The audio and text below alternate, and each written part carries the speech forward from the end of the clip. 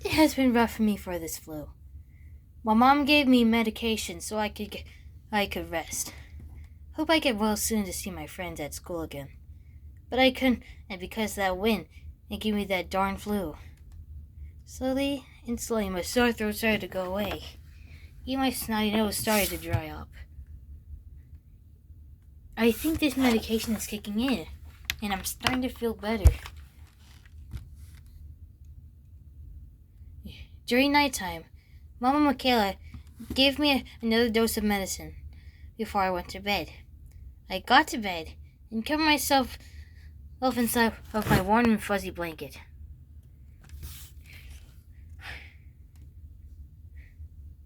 My Papa Joseph gave me a kiss and blessed me good night. As I left my room, I turned off my lights and closed my eyes and sleep through the medication. Let's see what dreams will sleep give me. It was past 1 in the morning. My face was sweating from these subliminal messages. A shrine with pumpkin statues. The statues start to break as beams of light broke free. Once in the harvest moon and blue skies is a fire. The pumpkin started to roll to clear my vision to black, which symbolizing my rolling in bed. My second and last summon was a banner of the person I don't even know. He stands with 2 pumpkins on left and right. The eyes of the pumpkins glow white. They come out of the banner and ran up towards me. And I woke up in the gasp. I woke up my eyes horrified. And I can't believe what I just witnessed from my nightmare. Then I fell back to sleep.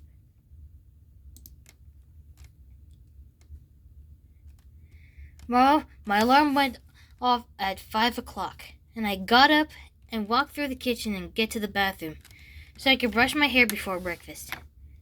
I looked to the mirror and yawned. Wait a minute. I slowly opened my eyes, and the mirror was me. But it wasn't me. I am taller. So tall I can only see my hands. My hands are now green like leaves that fade into black at my fingertips. I kneeled down to take a closer look at myself. I don't look like myself anymore. I changed from a human to a sentient vegetable with a human body. I looked at my face. My face is orange and my hair looks like leaves, and it's very pumpkin-like. And I silently screamed at the sight of myself. And I did not want to wake up my parents. I was afraid what they think or do. I do have a tail, though, with a leaf at the end, almost like a lion's tail. And I noticed I have a gut. Oh, shucks! My feet are hairless, dark brown, sharp paws. I need to put some clothes on and run, so no one could see me like this. I ran quietly back in my room. Steady, steady, I said quietly, and I got to my room, and I took deep breaths and calmed myself down. I could feel myself start to shrink and turn back to my old self again. I brushed my hair and teeth, and I didn't know as the tip of my brown hair, the tips of my brown hair started to fade from brown to orange. My eyes are also fading from brown to a yellowish green. I got dressed quickly as I could into my overalls and t-shirt. I could feel myself to transform back into the pumpkin person that I saw in the mirror. I couldn't hold my scream of fear anymore. I screamed very loud and so high-pitched it could make someone's ears bleed. I think my parents heard my screams of distress. The need to run was overwhelming, but luckily I have a window that leads to the front yard. I opened the window as I heard my parents rush into my room. I was able to get out of my window and start to run. Before they even opened my door, I am grateful that the neighborhood was still sleeping, and no one noticed the ground quaking. And I could feel myself breaking down and began running all fours. I was acting like a stray or wild animal. I looked over my shoulder. While I stood running, I noticed the paw prints I was leaving behind. Those paw prints of mine are huge! I jumped over the wall and surrounded my entire neighborhood to calm myself down and get to my cousin Percy's farm. Since he and his mother host pumpkin patches there, maybe Percy will understand my situation. His farm is in the forest and long ways away. I would be running for a long time. My wife screamed when she saw the window open and our daughter was not there. I looked at the scene in shock, and my only thoughts was that she was kidnapped. And the window was open. Some kidnapper got our daughter. Whoever they are, I'll get them no matter what, so I can save our sweet daughter.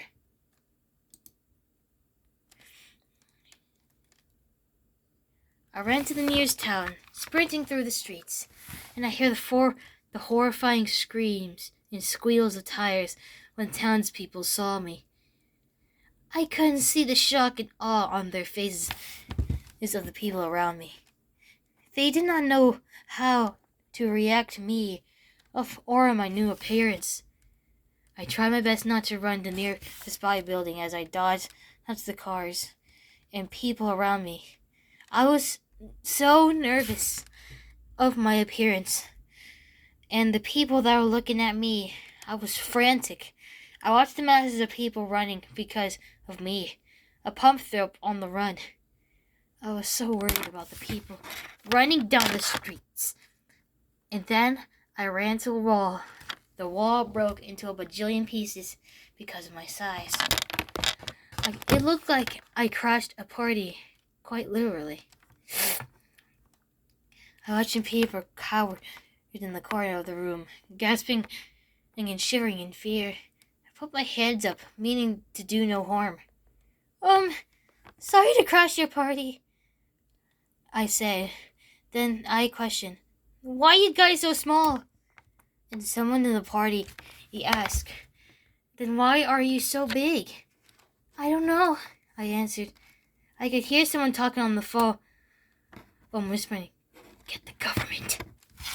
And when he saw me looking at him, he hung up and jumped out through the window to escape. I tried to go back to my way that I came in, but actually I hit some people with my leaf-like tail. Whoops, I said. A woman began and screaming and caused the others and the party to panic and run. I was able to go back out of the hole I created and began to run. I felt myself lean forward to run, like all forwards like a wild animal. Before I could reach, a car hit me and fell to the ground, rolling in pain. I transformed back to my old self, due to the pain.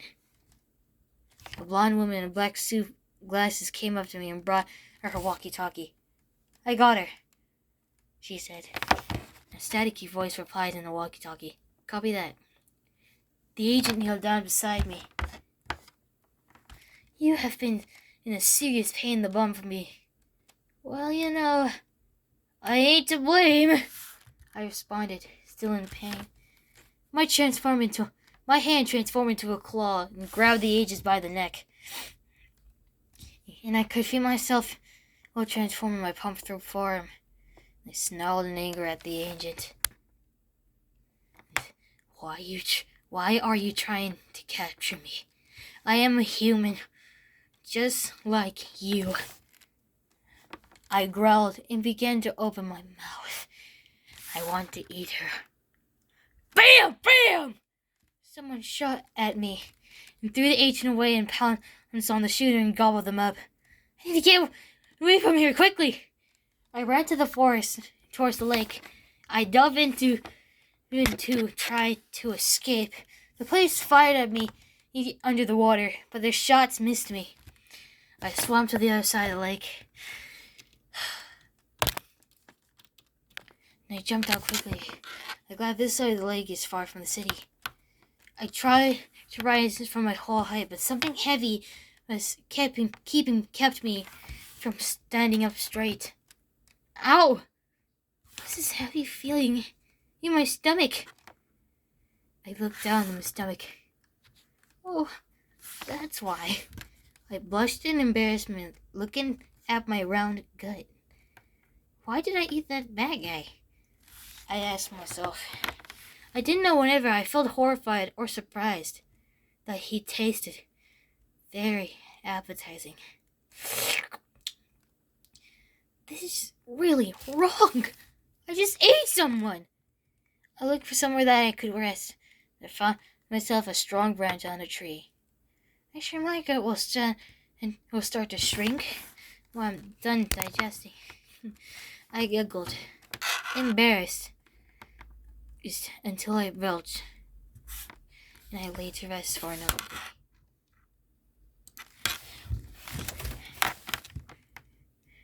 I woke up from a nap, and I could feel that my belly had shrunk from the accidental meal I had earlier, and I had changed back to my original form. And I noticed I had gotten away from the city. The lake had led me back to the forest. I shifted from my Pump-thro form and walked silently throughout the forest. I saw two bears watching them run through the forest chasing their prey. I got down and began to run like the bears.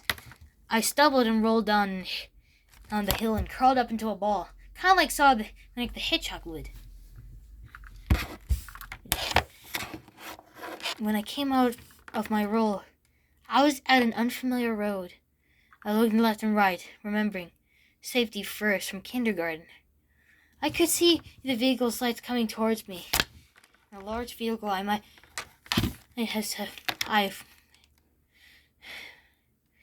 could see the vehicle light coming towards me. A large vehicle. It must have been a truck. A driver was not paying attention to the road. He was singing to his cash tune and looking to the trees. When he finally looked up at the road, he saw me. He slammed on his brakes in a panic. I ran quickly as possible to get out from the road. He almost crashed his truck into me, and I ran away from the road, and I sighed, relieved once I felt safe once again. So much for safety first. I looked around and saw the barn in the distance. Great! I must be getting close. And I ran towards the barn, hoping to find my cousin Percy.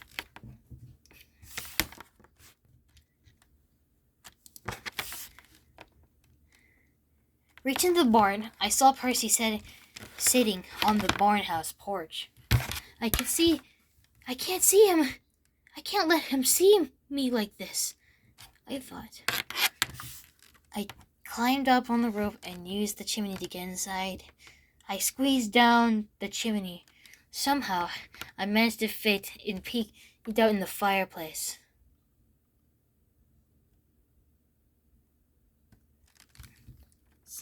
Snuck down into the living room. And quietly, I walked to the kitchen, and I didn't see a puddle of water making the floors creak. Who's there? Percy asked, and I heard his footsteps approaching. I was scared and ran into his room. Once I got into his bedroom, I quickly hid under his blanket. I was breathing rapidly out of fear or rejection. Percy went into his room. Don't look at me! I exclaimed. Rosie? Percy said, worried. I peeked out of the blanket and Percy gasped when he saw me. This happened already, Rosie? Percy explained in confusion. What? What do you mean? I said in shock that he knew about my condition.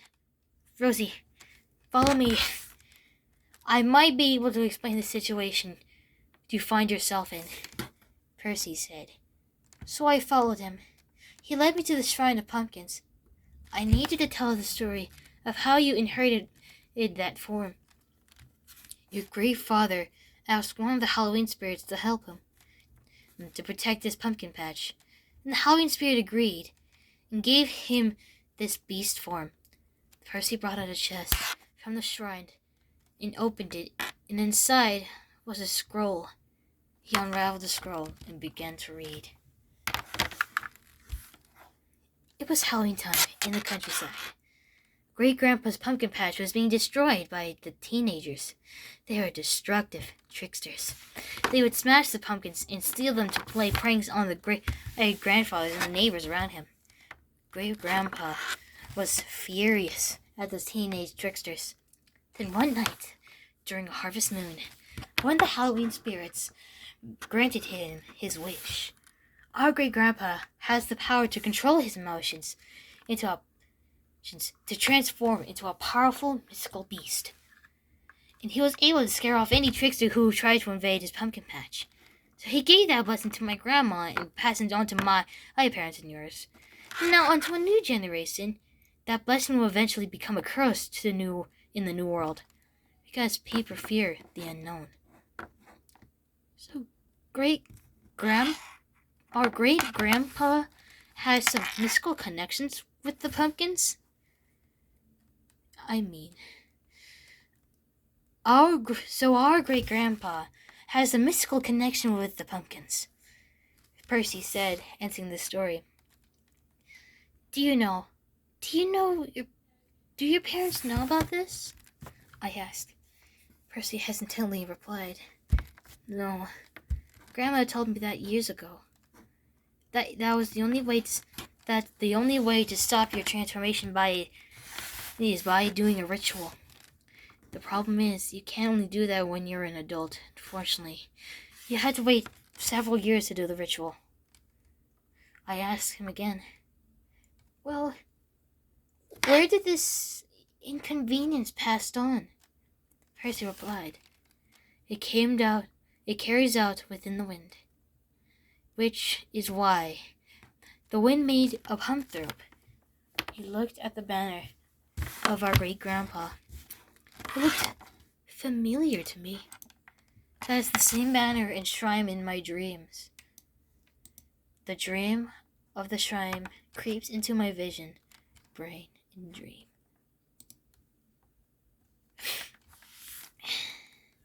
Suddenly, we heard the sound of glass breaking. Someone was breaking into the barn house.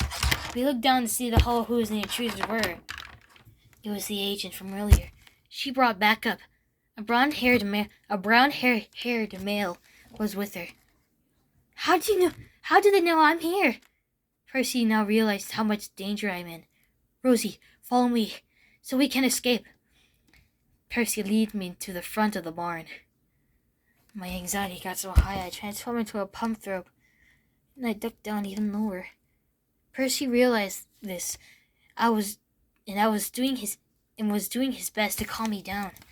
I changed back to a human again. We heard gunfire from the agency trying to stop us from escaping. We ran towards the back of the house and crouched down with our backs against the wall.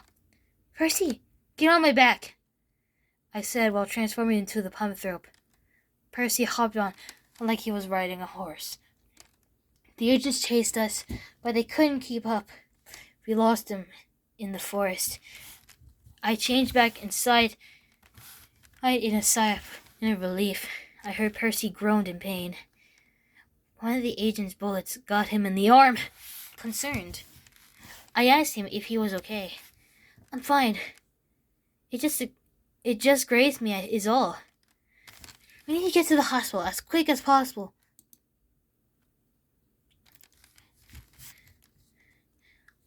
While trying to heal Percy's wound, I hear a click of the gunfire close behind me.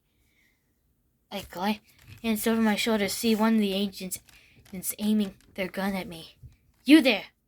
Step away from the kid, the agent said in an uncomfortable tone. And I could feel the fear rolling off him. He's my cousin! Don't touch him! I said to turn face around him. The agent slowly placed his fingers onto the trigger and took one more steady aim at me. You leave me no choice, kid. I can't let her die like this. I need to do something.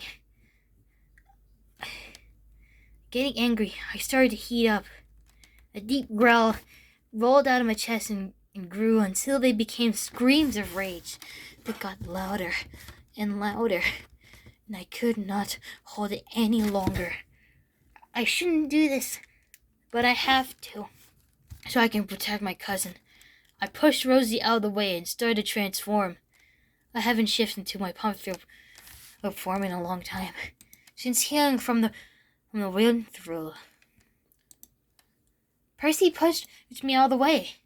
A light green fog swirled around him as he began to change. I can't believe it. I'm not alone. He can transform into a Pump-thro too. I hit the ground in a plane as I transformed back into a Pump-thro. He stood up. He looked small, about 5'8". If I had to guess, Percy roared and emerged from the green fog. The agent fired and shot at Percy. Percy caught one of the bullets in his mouth. He grinned, and smoke came out of his jack-o'-lantern grin. He pounced onto the agent and gobbled him up. Percy! You're a Pump-thro too? I gasped. I wanted to show you before, Percy replied. Well, that explains a lot. It makes very sense why we have to wait for the ritual, I said, in realization. Percy, we have no time. I need you to get to the hospital so we can have the doctor look at your arm, I said, trying to help my younger cousin. Grabbed him with my mouth, held him by the scuff of his neck, and prowled back to the road.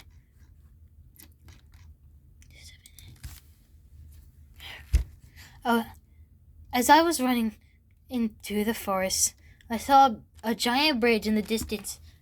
This has to lead me into the city because of the lights I'm seeing the closer I get to it. I started to think back to the city that I wrecked over the days ago, and the people screaming in fear. I remembered the sound of tires screeching and horns blaring. I tried to ignore those memories as I rushed towards the ocean. Percy was looking up at the bright lights of the building. They fly looking like stars and fireflies. The sky started turning light blues and pinks as the sun rises. I make sure I have good hold of Percy as I keep running through the city. I run onto the bridge, jumping over cars, running alongside them. As they're sitting still, it's a cacophony of screaming, confusion, and cars or accidents as I run through. I finally make it across the bridge, and I hear police and ambulance sirens in the distance. This is no good. We are almost to the hospital. We had to find a place to hide until things quiet down. Just a little bit, so I can get Percy to the hospital safely without too much suspicion. I looked over my shoulder to look at the wrecked cars, and some of them are on fire. It is a disaster, and I can't believe this happened. This is happening. But I have to get Percy to the hospital. He's my family. I need to protect him. I don't want to cause any harm or trouble. People fear what they don't understand. I sprint into a dark alley so no one could see us. I crouch down to the wall on the shadows and I make my way to the hospital. We change back to our human forms and get into the hospital. I gently put Percy down and transform back. I pat him on the cheeks to help him shift back. He looked at me and he smiles. A smile of some relief holding his arm. I will protect my family. I ran through the hospital door, shouting for help. The nurses ran towards us, one seeing the bloody wound on Percy's arm. I began and worried that he might die from an infection because it took so long to get him help. I had to keep it together and stay calm so I don't intentionally change to my other form. The nurses tell me that you might have to do an emergency surgery on Percy's arm. If they don't, he might lose his arm because he's beginning to go into septic shock. It was a long surgery. The doctors came out and said he was going to pull through, that I could see him now. I followed them nervously to the recovery room. I stopped and waited till nurses passed me. And I ran towards Percy's room. Percy, are you okay? No response. It seems Percy is under anesthesia. Anesthesia.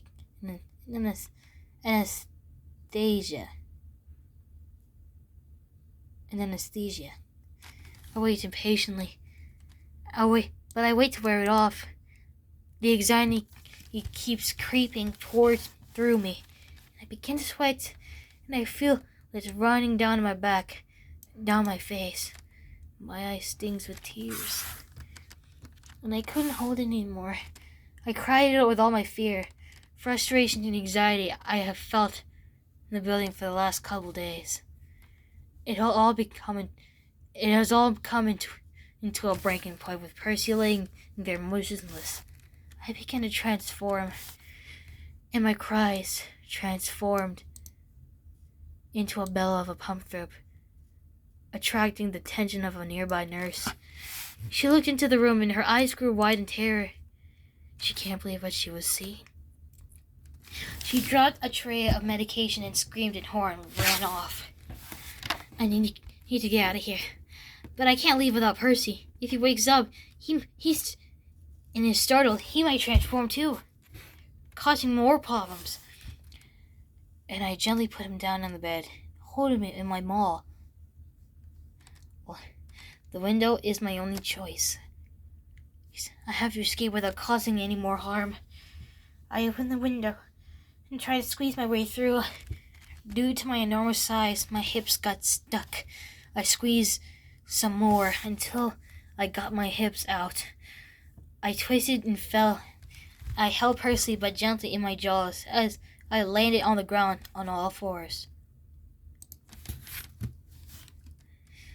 What am I going to do? I have to find somewhere safe from the agents, not knowing where else to go. I started running back home. I'm running on all fours and I accidentally smashed all the cars underfoot. Jeez, I'm so glad that these are empty. I see people screaming at the sight of me. Again, it makes me want to cry. Cars abruptly stopping to prevent crashing into each other. I finally see the road that leads to home. Will my parents see me like this? Will they understand? Will they still love me? I fear to answer all these questions. Second guessing myself, I decided to run the other direction. I see a tall building in the distance. It seems to be a good place to hide. I see other people on the phones talking, pointing, possibly videoing me. Yeah. I guess that's the only way to go viral. I shrugged. And I can hear the sirens of approaching fast. I'm not going to be able to hide as I planned. I've already committed. I jumped and started climbing the building with Percy still dangling in my jaw. Also, I looked over my shoulder to see the flashing blue-red lights below. Once I got to the top, I put Percy down and wake him up. And I waited for him to wake up from the anesthesia.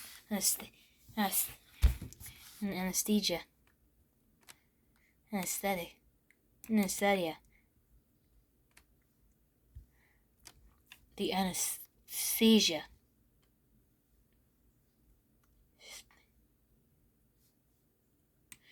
I can see the police car surrounding the building while the people are still spilling out of the exit. How do I explain them to who am I? Will they ever listen? People are afraid of what they do not understand. I need to explain to them what's going on with Percy that we mean them no harm. We are just a couple of kids that are scared and need help. I hear a ding, and I feel like I'm slowly falling. But at the same time, I'm staying in one place. Ding! I finally felt free. I finally felt my legs and arms. Ding! I still have the sensation of falling. Ding! I try to open my eyes. They are so heavy. Ding! The falling sensation began to slow. Ding! I slowly opened my eyes to see my cousin walking through the hallway in her human form. It looks like she was able to calm down. I slowly rise and try to follow her down the hall. Hands! One of the guards shouted. My cousin obeyed the command while shaking in fear. On the ground, now! Another one of the guards shouted. Rosie drops to the ground. You guys, you don't have to do this to my cousin. I desperately... You say to the guards. Her eyes shot onto me, not realizing I was awake. She probably will never see me awake again. I looked up in shock. Percy is leaning up against the wall. I didn't think I was going to see him awake again. And I was going to with the agents to save him. The anxiety of having to give up my freedom is gone. The guards take a step back and feel the air change to the head guard shout, Steady! The guards picked up the guns and pointed them at me. He preparing to fire. All right, have it your own way, Percy said warningly. Form! I shouted to Percy. Copy! Percy accepted my command, but he transformed into the Pump-thro to show the guards who's in charge. What in the world are those things? One of the guards shouted in fear as they opened fire. It's like we literally began and hit by little pebbles. We were invincible! I cut one of the smoke grenades and crushed it, creating a fog. They're not going down! One of the guards shouted. Percy, he jumped and bit one of the bullets, creating fog out of his mouth. The SWAT team couldn't see anything but fog. The guards continued to fire blindly. And we kept on talking. We kept on taking them down, one by one, until it was all silent and the fog was slowly clearing. We left into the mountains and we walked down the streets, riding onto the high of our battle, those with guards. When we arrived, we could see the beautiful views of the stars fading, and the sun rising, creating a beautiful pink-yellow dawn. Today might bring more challenges, but we know we can overcome them. We prowled through the woods, and with the spirit of a bear in our hearts, we enjoyed the natural beauty around us. Once we reached the top, we changed back into our human form, and we looked at the city. The sun was hitting, making it's just right, just to make it look. It was sparkling. It created a euphoric feeling in my chest, and I feel like it was leaking out my eyes and tingled down my arms. I looked over at Percy, and I can see he was feeling the same way. I looked over and saw his bandaged arm, worried and squirmed into my chest. Hey, Percy, I said. Yeah, cuz? He responded. Is your wound okay? I'm a little worried. I asked him with a tone of a worried mother. Percy answered. A funny thing happened when I woke up. It started to heal super fast. I was confused at the moment, and I thought he was lying. Are you sure? Let me check the wound, I said. What? Percy asked. Just let me see, I said, and I cut his open bandage on his arm. It was a miracle. It seems the form that my great-grandpa gave us came with the regenerative powers when we transform. Percy couldn't believe his eyes, too. I gasped in amazement and gave him a huge hug of relief. I was so glad he was okay and his wounds was healed. We howled like wolves at the sun and the sky. In the distance, we see a car coming towards us. I squint my eyes to focus. Holy crap! It's the same female agent from the day before. Percy, it looks we have company. Percy nodded. It seems he's noticed her too. We started going down the mountains in bounds. We see her aggressively driving up the dirt road towards us. As we run towards her, an idea pops in my head, and I grin. As we're landing at the base of the mountains, her car skid towards us. Her car was moving fast, and she can't slow down. And I slammed my paw down on the top of her car and crushed with the agent inside. Percy and I looked at each other with knowing look. We had to get back home. No more hiding, no more running. We began to end the long trek back home, hoping that our family will be understanding as why we have been gone so long. Most importantly, they'll be accepting our transformations. Cassis! I lost them again! She literally crushed my car with that gigantic paws of hers. I don't know about that complaisance one too.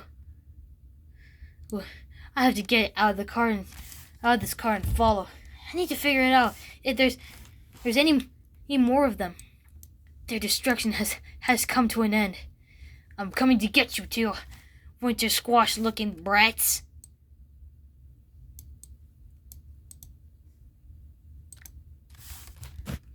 It's been days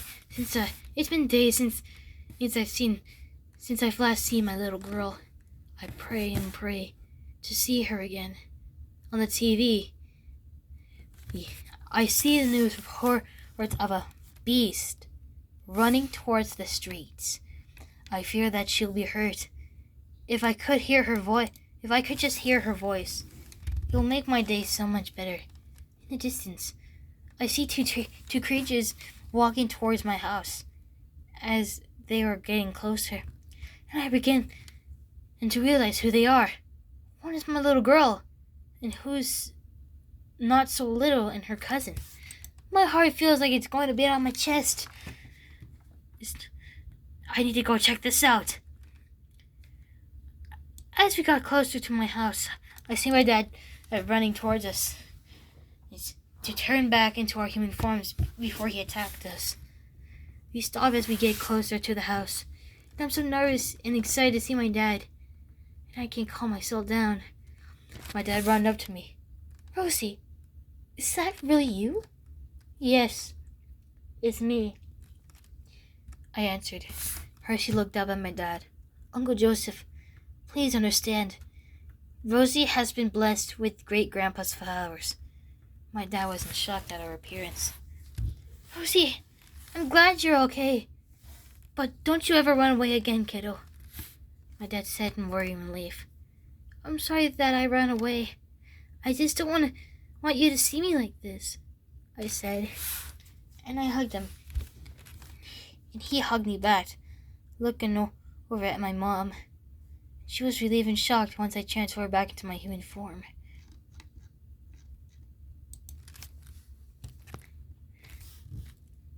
We hear gun on a cocking. The agent caught up to us on foot. How did she get here fast? And how didn't we notice her? I got you now, you rotten winter squash brats. Exhausted yet determined, the agent shouted. I stand my ground, putting myself in front of my family. You misunderstand. I am a child that wants to live. I never meant to harm anyone. I shout out to my agent, showing my bravery. I saw who she's being followed. I saw who she was being followed by. She didn't do anything wrong. What Rosie said was true. She didn't want me to see her in the form that the wind gave her after her illness was gone. I closed my eyes. Farmer Peter, give me the strength. I pray that my grandfather will give me the power that I need now. It's time to see what this old pocket watch I have been carried around for as long as I can remember. I can remember or can do. As I looked at the agent, I noticed the green fog was coming from behind me. My dad was changing to a Pump-thro behind me. He's huge! Much bigger than I am. I can't believe that Dad is one too. My dad ran towards the agent in a rage. What?